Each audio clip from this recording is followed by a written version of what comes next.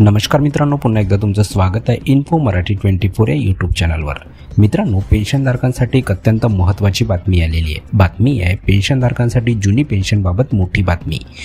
मित्रांनो, नेमकं काय आहे या बातमीमध्ये आपण नक्की बघूया। पण त्याआधी जर तुम्ही आपल्या चॅनलवर नवीन असाल तर चॅनलला सबस्क्राईब करून बाजूला दिलेल्या बेल आयकॉनला नक्की क्लिक करा।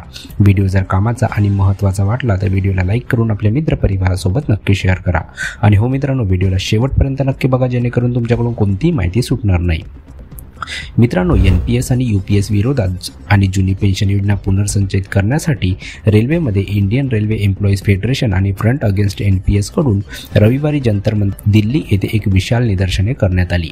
व्यासपीठावरून बोलताना रेल्वेमधील फ्रंट अगेन्स्ट NPS चे राष्ट्रीय अध्यक्ष आणि भारतीय रेल्वे कर्मचारी महासंघाचे राष्ट्रीय कार्यकारी अध्यक्ष आणि राष्ट्रीय जुन्या पेन्शन योजनेसाठी चळवळीचे राष्ट्रीय संयुक्त सचिव कॉम्रेड अमरिक सिंह म्हणाले की 1 एप्रिलपासून लागू होणाऱ्या UPSचा पर्याय निवडणार नाही, आम्ही फक्त आणि फक्त जुनी पेन्शन घेऊ।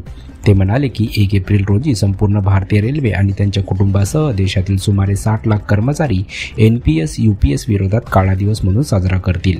प्रमुख पाहुणे म्हणून आलेले खासदार आणि रेल्वे स्थायी समितीचे अध्यक्ष कॉम्रेड सुदामा प्रसाद म्हणाले की माननीय पंतप्रधानांच्या धोरणामुळे देशातील तरुणांच्या नोकऱ्या हिरावून घेतल्या आहेत। शेतकऱ्यांच्या जमिनी बळकावण्याचे सतत प्रयत्न सुरू आहेत। या सरकारची धोरणे केवळ अदानी अंबानी सारख्या कॉर्पोरेट भांडवलदारांचा नफा वाढवण्यासाठीच आखली जात आहेत। आपल्या मुलांना, आपल्या भविष्याला आणि आपल्या येणाऱ्या पिढ्यांना गुलाम बनवण्याचा प्रयत्न केला जात आहे। NPS आणि UPS हे देशाच्या खाजगीकरणातील दुवे असल्याने याविरुद्ध लढण्यासाठी रेल्वे कर्मचारी एकत्र आले आहेत।